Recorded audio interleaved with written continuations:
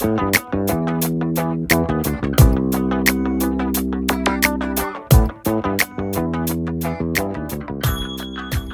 you in your late 50s or even 60s still stuck in that 9-to-5 grind? You crave living life on your own terms, but for various reasons, you just have to keep grinding away at your job. How do you get through those years until you can finally retire without losing your mind? First off, this isn't a video offering advice on how to save money for retirement. I'm not going to tell you to skip those $7 lattes. Sometimes you just need a $7 latte. No, this is basically just a big rant. I'm also going to let you in on how I'm coping. I don't know how many people will see this video. Being a new YouTuber, my videos aren't being shown to many people, so I may just be bitching into that big void out there. But that's okay. Ranting is therapeutic. Even if I reach just one woman who feels the same, it'll be worth my time. I want you to know that you're not alone. If you're at that age, you're approaching retirement, dreaming of margaritas at the campsite or pina coladas on the beach, but you're chained to your job. Maybe you feel like a hamster on the wheel. Please keep watching. I want you to raise your hand if your retirement fantasy involves 0 alarms, spontaneous camping trips, or growing that fabulous garden that you never had time for. Raising my hand. No, lower your hand if your bank account just laughed in your face. Doesn't it just feel like you're on an endless hamster wheel every day? I feel you, my fellow Gen X ladies. We're talking here about burnout, stress eating your soul, frustration, job dissatisfaction, and the big one, you feel like you have 0 freedom. Sound familiar? You're not alone. I'm right there with you. Fantasizing about checking out while my boss drones on about performance reviews and how the tape that's stuck to the glass doors is really bugging her. I don't have all the answers. I can't tell you how you can retire next year, but I'm going to offer a few things that I do to try to make doing that 9-to-5 grind at 60 a little bit more tolerable. The other night, I cried myself to sleep after a very frustrating week at work. If you didn't know, I work at a small animal shelter. If you've ever worked in rescue, you might know how stressful it can be. It's an emotional roller coaster, and you see horrible things that you can't unsee. You get to see the best in people, and you also get to see the worst in people.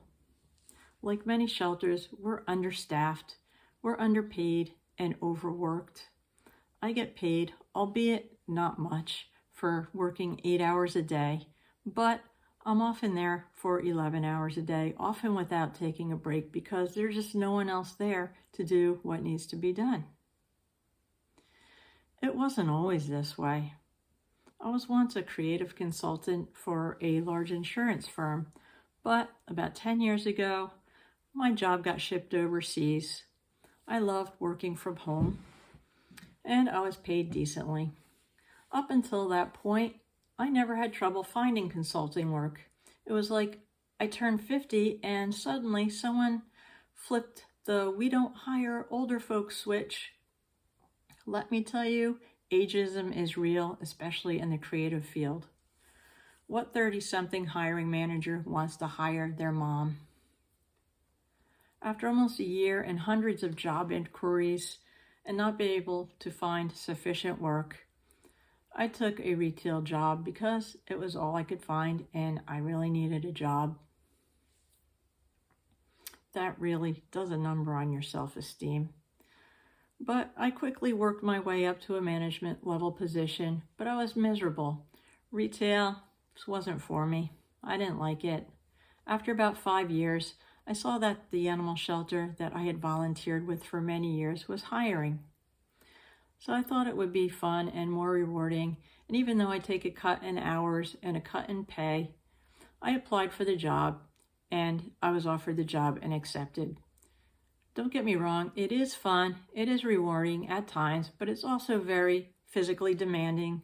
Walking dogs in freezing single-digit temperatures and also in the hot blazing summer sun, risking dog bites, long hours on my feet, dealing with inadequate volunteer shifts, and working many hours more than I'm paid for, while still doing whatever consulting work I can get at home.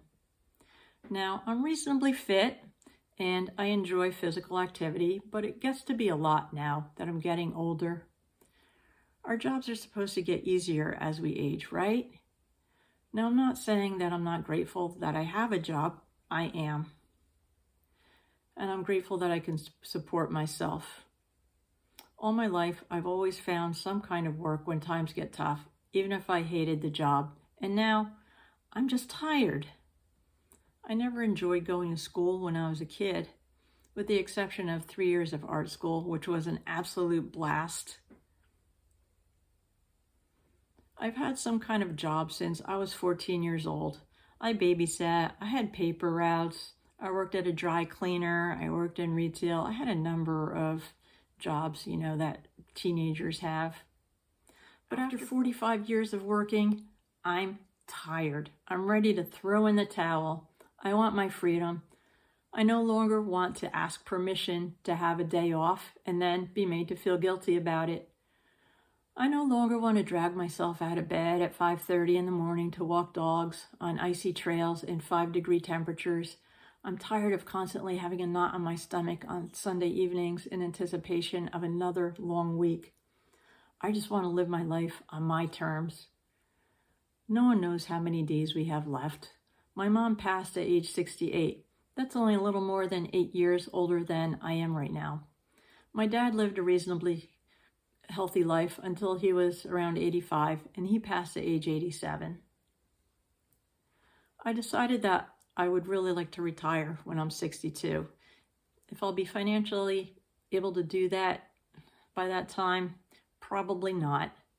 But if I wait, I'll never feel ready, and some of my best, healthiest years will pass by me. I'm not expecting to go on expensive trips or eat out all the time. I'm used to living a simple life, and I'll probably have to simplify even more, but that's okay. That idea appeals to me. I like living simply. Early morning walk on that cold, icy trail after a fresh snow. It sure is beautiful. But by the end of the day, after 15 or 20 laps around that trail, I'm just ready to call it quits.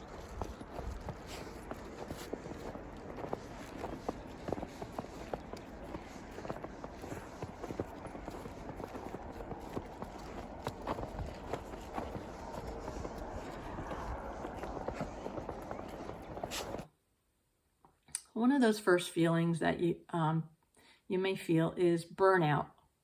Sometimes I feel like a zombie in muck boots, just going through the motions and surviving on coffee IVs. So what's the fix? Sometimes I'll just take micro breaks of 5 minutes or so. I'll have a cup of tea, maybe watch a funny cat video, funny dog videos, go in the bathroom and make funny faces and hand gestures at your coworkers through the door. Lock yourself in the storage room and dance. See, that's instant endorphins. There's no gym required, but gyms are good too if that's your thing. You have to laugh. It's good therapy and it's free. Some other feelings that we may experience are stress and frustration. You know that knot in your stomach from endless, pointless meetings? Maybe just visualize your annoying coworker as a cartoon character getting comically squished. Remember those Roadrunner cartoons? Yeah, think like that. You may just need to explain that silly smile on your face. Another one is job dissatisfaction. I like my job. There are things about it that I don't like. When you hate your job more than pineapple on pizza, all right, you're gonna have to fight me on that one. Just reframe it. Ask yourself, what's one tiny win for today? Like, yeah, I really nailed that email. Or, Yeah, that suggestion I made today is really going to boost productivity. And that's a nice dopamine hit for you. And the biggest beef that I have is lack of freedom. You're craving control. Time to do what you want on your terms. At 60, you shouldn't have to ask permission for a day off. We worked hard all our lives. But for many of us, that's just our reality. So what do you do about it? Well, I use weekends and vacation time wisely. Go to a park on your lunch break, get outside, see the sun, plan to kayak at a local lake for an hour after work. Don't worry about having dinner. Have a big lunch or bring a snack. Have a stash of camping food and supplies ready to go for impromptu weekend camping trips, and plan your vacation time wisely to get the most out of your time off. Simplify and downsize to free up more time, and practice saying no to the things that you really don't want to do. Go ahead, look in the mirror, practice saying no. Do it every day. Do it multiple times every day. It's freeing. No. No. Hell no. Yeah, that's not gonna happen. Yeah, I don't think so.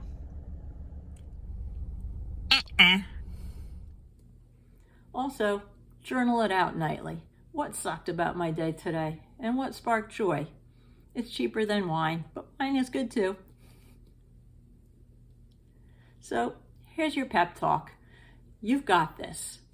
We can get through this stage in life together with grit, with laughter, with tears.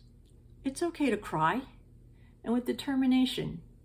Us Gen Xers, we survived being latchkey kids. We survived recessions. We raised our kids. We got through pandemics and bad hair decades. Your dream is closer than you think. Take one day at a time. Try to find laughter and joy amid the chaos. Before you know it, you'll be living life on your terms. If you can relate, share your struggles in the comments below. Like, subscribe, and share. And I'll see you on the next video. Thanks for listening to my rant.